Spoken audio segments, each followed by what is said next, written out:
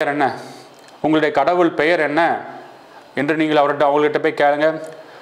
அவர்களால் ஸ்டபனாக ஒரு ஸ்ட்ராங்காக அந்த ஒரே ஒரு தேவன் இயேசு கிறிஸ்து தான் என்று அவர்களால் ஸ்ட்ராங்காக சொல்ல முடியாது. இப்பொழுது சகோதரன் மகேந்திரன் அவர்களும் சகோதரன் ஆஸ்டின் அவர்களும் கேட்ட கேள்வியிலே அவர்கள் ஒரு கேள்வியை கேட்டிருக்கிறார்கள் எங்களிடத்தில்.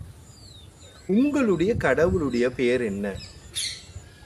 உங்களுடைய பிதா யார்? இதை கேட்கும் பொழுது நான் மிகவும் துக்கம் அடைகிறேன். ஏனென்றால் என்னுடைய சலனின் பேரை பாருங்க. கிரைஸ்ட் ஜீசஸ் இஸ் ஜெகோவா, அதாவது மெசியாவாக வந்த இந்த இயேசு கிறிஸ்து ஜெகோவா என்பதை நான் ஏற்றுக்கொண்டுதான் என் சலனை ஆரம்பித்திருக்கிறேன். ஆகிய இயேசுவை யெகோவாவாகவும் சர்வவல்லமுள்ளவராகவும் நித்திய பிதாவாகவும் ஏசாயா 9:6 படி நாங்கள் மனப்பூர்வமாய் ஏற்றுக்கொள்கிறோம். கிரைஸ்ட் ஜீசஸ் இஸ் ஜெகோவா, நான் கிரைஸ்ட் ஜீசஸ் இஸ் ஜெகோவா தான் என் சேனலில் நேமாக வைத்திருக்கிறேன், நீங்கள் அதை பார்க்கலையா என்று அவர் கூறுகிறார். ஆனால் அவருக்கு அதை ஒரு ஸ்ட்ராங்காக சொல்ல முடியலை. தேவன் ஒருவர் தான், ஆனால் ஆனால் ஆனால் என்று இருக்கிறார். தேவன் ஒருவர், ஆனால் ஆனால் ஆனால் ஆனால்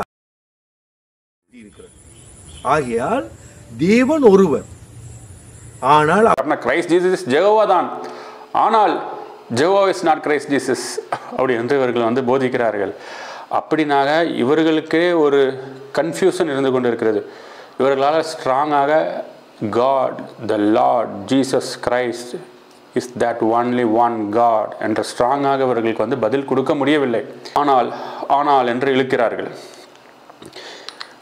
அப்படி என்றால் இப்படிப்பட்ட இவ்வளவு கள்ளப்போதகங்களும் இந்த கட்டட ஆலயங்களும் இதை வைத்துக்கொண்டு சம்பாதித்தங்களும் அதை வைத்து கட்ட பஞ்சாயத்துகளும் நடப்பதற்கு இப்போ மேஜரான காரணம் என்ன என்பதை நீங்கள் விசுவாசிகளை நீங்கள் தெளிவாக புரிந்திருப்பீர்கள். இவர்களுக்கு பிதாவினுடைய பெயரே என்னன்னு தெரியாது. இதை நாங்கள் அவர்கிட்ட கேட்கும்போது இவர் உடனே என்ன சொல்கிறாரு, அதை நான் அவங்க லிஸ்ட் பண்ணுற அந்த கமெண்ட்டில் பாருங்கள். எவ்வளவு கேவலமாக இவர்கள் பேசிக்கொண்டு இருக்கிறார்கள் பாருங்கள். கிரைஸ்ட் ஜீசஸ் இஸ் ஜெகோவா தான் அப்படின்னு சொல்லிட்டு, ஆனால் இன்னொரு ஜெகோவாவும் இருக்காங்க அப்படின்னு சொல்லிட்டு இவர் 2 ஜெகோவா இருக்கார்கள் என்று எப்படி துணிகரமாக வேதத்திற்கு விரோதமாக பேசிக்கொண்டு இருக்கிறார்கள். வேதம் நமக்கு திட்டமும் தெளிவுமாக என்ன கூறுகிறது, தேவன் ஒருவரே என்று. எவ்வளவு துணிகரமாக பாருங்க, 2 ஜெகோவா இருக்கிறார்கள். அந்த கமெண்ட்ல அவர் பதிவிட்டதை நீங்க பாருங்க. அப்படின்னா பாருங்க எப்படிப்பட்ட ஒரு குழப்பத்தின் ஆவியை உங்களுக்குள்ளாக தெரிவிக்கிறார்கள் என்று. அவர்களுக்கே ஒரு நிதானம் இல்லை, அவர்களே குழம்பி போய் இருக்கிறார்கள். இவர்கள் ஊழியத்துக்குள் வருவதனால்தான் இவ்வளவு சீர்கேடும் நடந்து கொண்டிருக்கிறது. விசுவாசிகளே, தயவாய் வேத சத்தியத்துக்கு திரும்புங்கள், தயவாய் கிறிஸ்துவுக்கு நேராக நீங்கள் திரும்புங்கள். இப்பொழுது நான் உங்களுக்கு சொல்லுகிறேன், கடவுளுடைய பெயர் என்ன என்பதை நான் ஆணித்தரமாக நான் கூறுகிறேன். வேத வசனத்தின் மூலமாக நான் நிரூபிக்கின்றேன். எடுத்துக்கொள்ளுங்கள் வசனம். நம்ம யாத்திராங்கமத்திலிருந்தே வந்துடும். யாத்திராங்கமத்தில் தான் கடவுள் அந்த ஒரே ஒரு தேவன் மோசேக்கு தன்னை வெளிப்படுத்தி கொண்டே வருகிறார். அப்படி கடைசியாக அவருடைய பெயர் என்ன எல்லாவற்றையும் நம்ம தெளிவாக பார்ப்போம். எடுத்துக்கொள்ளுங்கள் யாத்திராகமம் 3:13.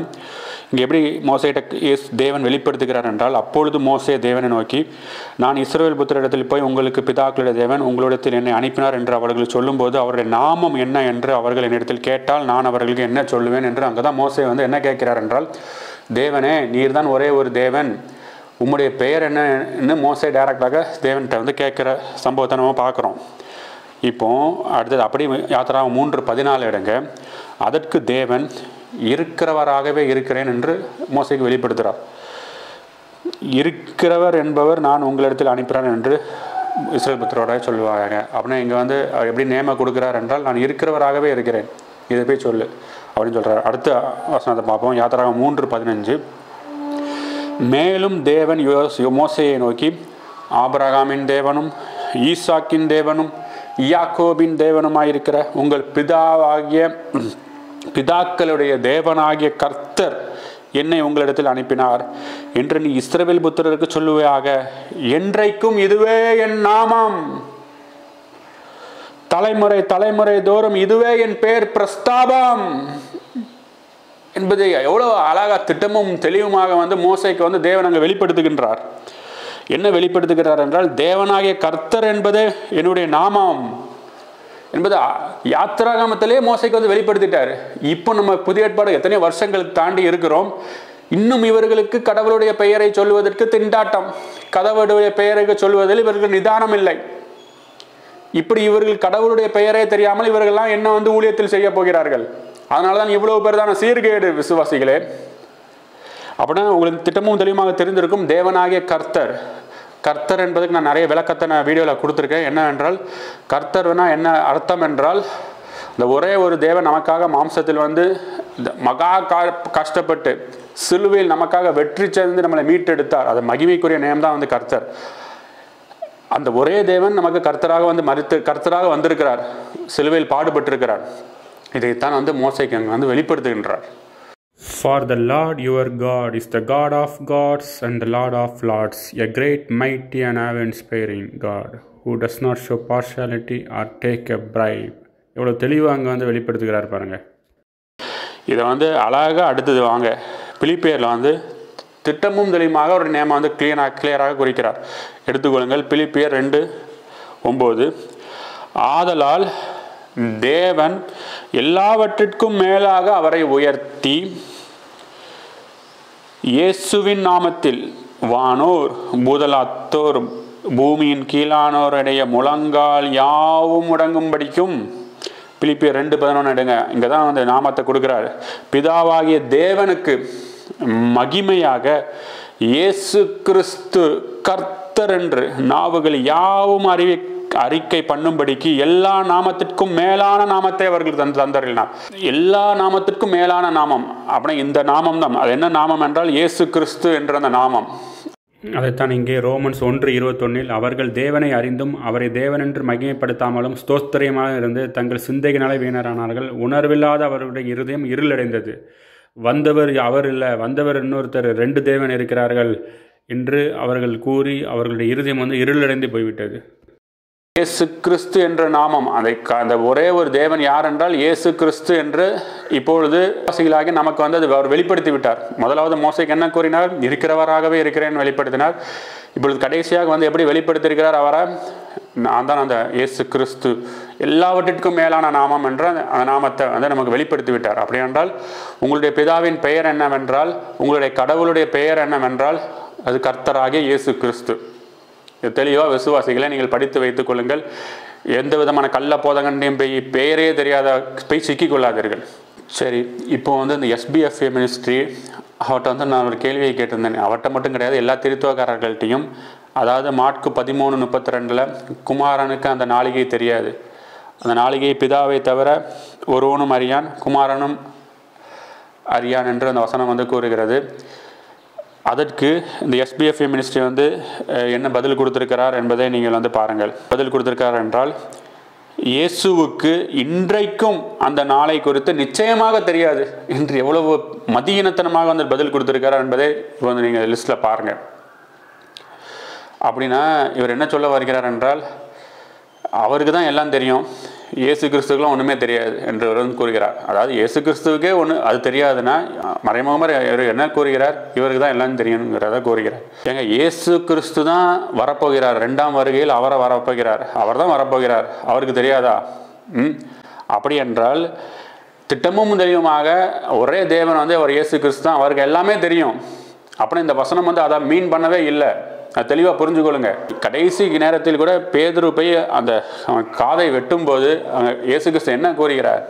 ஏன் பேதுருவே இப்படி செய்தாய்? நான் இப்போ வேண்டிக் கொண்டால் இத்தனை தூதர்கள் என்னை அனுப்பி இது பண்ணுவார், நான் அவ்வளோ பேரும் இது பண்ணிடுவேன். காது மேலே கையை வைத்தோன்னா அவனுக்கு புது காது வந்துட்டு. இவ்வளவு அற்புதங்களை செய்தவர், கடல் மீது நடந்தவர், அவர் திடீர் மறைந்து போய்விடுவார். அதுக்கும் வேதத்தில் நிறைய வசனங்கள் இருக்கிறது. இவ்வளவு விஷயங்களுக்கு செய்தவருக்கு அந்த நாள் தெரியாதாங்க. என்ன காமெடி பண்ணுறாங்க பார்த்தீங்களா? இயேசு கிறிஸ்துவுக்கு அந்த நாள் தெரியாதான். அப்படின்னா இந்த வசனம் இதை மீன் பண்ணவே இல்லை. இந்த வசனம் வேற, இந்த வசனத்தை நம்ம வேற வியூ பாயிண்ட்ல வாசிக்க வேண்டும் என்பதை தான் நமக்கு வேதம் கற்றுக் கொடுத்து கொண்டிருக்கிறது. அதுதான் நான் நிறைய வீடியோவில் கூறினேன். இப்பொழுது நாம் இயேசு கிறிஸ்து ஃபாதர் என்று அக்செப்ட் பண்ணும்போது நாம் அவருடைய குமாரர்கள் ஆகிட்டோம். அப்படி என்றால் இயேசு கிறிஸ்து பிதாவை நோக்கி ஜெபித்தார், பிதாவை நோக்கி ஜெபித்தார் அல்லவா, பிதாவை நோக்கி ஜெபித்தார் அல்லவா, அதனால 2வது ஜெகோவா இருக்கார்கள். என்று வந்து இவர்கள் வந்து கூறிக்கொண்டிருக்கிறார்கள். ஆனால் அங்கே இயேசு கிறிஸ்து வந்து நாம் எப்படி பிதாவினிடத்தில் ஜெபிக்க வேண்டும் என்பதை தான் கற்றுக் கொடுக்கிறார். ஏனென்றால் இப்பொழுது நமக்கு யார் பிதாவென்றால் இயேசு கிறிஸ்து. இப்பொழுது நாம் எப்படி ஜெபிக்க வேண்டும் என்றால் இயேசு கிறிஸ்து எப்படி பிதாவிட்டு ஜெபித்தார் என்பதை நம்ம வேதத்தில் வாசித்து நம்ம அதன்படி ஜெபிக்க வேண்டும் என்பதை தான் கற்றுக் கொடுக்கிறார். அதே போல தான் இங்கேயும் இந்த வசனமும் என்ன கூறுகிறது என்றால் குமாரனும் அறியார் என்று அங்கே என்ன கூற வருகிறார் என்றால், உங்களுக்கு அது தெரியாதுப்பா, எனக்கு மட்டும்தான் தெரியும். குமாரன் ஆயிட்டோம், அதுக்கு நாங்கள் குமாரன் ஆயிட்டோன்னே இந்த சிலான் போதகர் வந்து கூறுகிறார், இவர்கள் தங்களை குமாரனுக்கும் இயேசு கிறிஸ்துக்கு ஈக்குவலாக இவர்கள் வந்து பேசிக் கொண்டிருக்கிறார்கள், இவர்கள் தங்களை கடவுள் என்று பேசிக் கொண்டிருக்கிறார்கள் என்று அவர் கூற வருகிறார். நாங்கள் அப்படி கூறவே இல்லை. வேதம் என்ன கூறுகிறது என்றால், நாங்கள் இயேசு கிறிஸ்துவனுடைய குமாரர், நாங்கள் இயேசு கிறிஸ்துவ வந்து உயர்த்தி தான் பிடித்திருக்கிறோம். நாங்கள் எங்களை கடவுள்னு சொல்லலை, நாங்கள் வந்து அவருடைய குமாரர், இயேசு கிறிஸ்து எங்களுடைய பிதா என்று நாங்கள் இயேசு கிறிஸ்துவை உயர்த்த தான் செய்திருக்கிறோம். அது தெளிவாக புரிஞ்சு கொள்ளணும். அப்படி என்றால் இந்த வசனம் வந்து என்ன கூறுகிறது என்றால், நான் குமாரன்களாகிய உங்களுக்கு அந்த நாள் தெரியாது, ஆனால் எனக்கு இயேசு கிறிஸ்துவாகிய எனக்கு மட்டும்தான் அது தெரியும். அதனால் நீங்கள் வந்து இயேசு கிறிஸ்து இந்த டைமில் வந்துடுவார், இந்த டேட்டில் வந்துடுவார், இந்த ப்ரீசைஸ் டேட், இந்த ப்ரீசைஸ் டைமிங்கில் ஜீசஸ் கிரைஸ்ட் வில் கம்னு நீங்கள் யாருக்கும் சொல்லாதீங்கிறத ஒரு அட்வைஸை தான் நமக்கு வந்து அவர் கொடுத்து விட்டு சொல்லுகிறார். ஏனென்றால் இப்பொழுது நீ நிறைய காலகட்டத்தில் பார்த்துருப்பீர்கள், இப்பொழுது ஒரு அம்மா கூட யூஎஸ்லேருந்து செப்டம்பர் 25 இவர் வந்து விடுவார் என்று கூறிக்கொண்டிருந்தாள். அதெல்லாம் ஒரு கள்ளத்திற்கு தரிசனம். இப்படிப்பட்டவர்கள் கூறுவார்கள், இப்படிப்பட்டவர்கள் இது பண்ணுவார்கள் என்று தெரிந்துதான் அந்த காலகட்டத்தில் இயேசு கிறிஸ்து சொல்லிவிட்டார், அந்த நாள் குமாரர்கள் ஆகிய உங்களுக்கு தெரியாது, அது எனக்கு மட்டும்தான் தெரியும். அதனால் சேட்டன் விஷயங்கள் எல்லாமே எனக்கு தெரியும், உங்களுக்கு சேட்டன் விஷயம் தெரியாது என்பதை நமக்கு வந்து கற்றுக் கொடுத்து விட்டு செல்லுகிறார். இதுதான் வந்து சத்தியம். இது தெரியாமல் இவர் எவ்வளவு துணிகரமாக பாருங்க, இயேசு கிறிஸ்துவுக்கே அந்த நாள் தெரியாதான், இன்றைக்கு வரைக்கும் தெரியாது என்று வேற கூறுகிறார். எவ்வளவு மதீனத்தனமாக இவர்கள் இருப்பது நிமித்தமாக தான் இப்படிப்பட்ட கள்ள போதகர்களும் கள்ள தீர்க்கதரிசிகளும் கட்டட ஆலயங்களும் எழும்பி கொண்டு அதன் நிமித்தம் கட்ட பஞ்சாயத்து செய்து கொண்டிருக்கிறார்கள். ஆகையால் தயவு கூர்ந்து விசுவாசிகளே, நீங்கள் உங்கள் பாவங்களிலே சாகக்கூடாது என்பதற்காக தான் நான் இந்த வீடியோவில் வந்து பேசிக் கொண்டிருக்கிறேன். நீங்கள் இயேசு கிறிஸ்துவை ஃபாதர் என்று அக்செப்ட் பண்ணி அவரை பிதா என்று நீங்கள் உயர்த்தவில்லை என்றால் நீங்கள் அத்தனை பேரும் பாவங்களிலே செத்து போய் விடுவீர்கள். ஆகையால் தயவு கூர்ந்து ஒவ்வொருத்தரும், இன்றைக்கு இந்த வீடியோவை பார்க்கின்ற ஒவ்வொருத்தரும் இயேசு கிறிஸ்துவை உங்கள் ஃபாதராக அக்செப்ட் பண்ணுங்கள். அப்பொழுது கர்த்தர் உங்கள் குடும்பத்தையும் எல்லாவற்றையும் உன்னத ஆசீர்வாதங்களிலும் சகல விதமான உன்னத ஆசீர்வாதங்களும் ஆசீர்வதித்து உங்களை எல்லா வகையிலும் காக்க கடவர். ஆமேன்.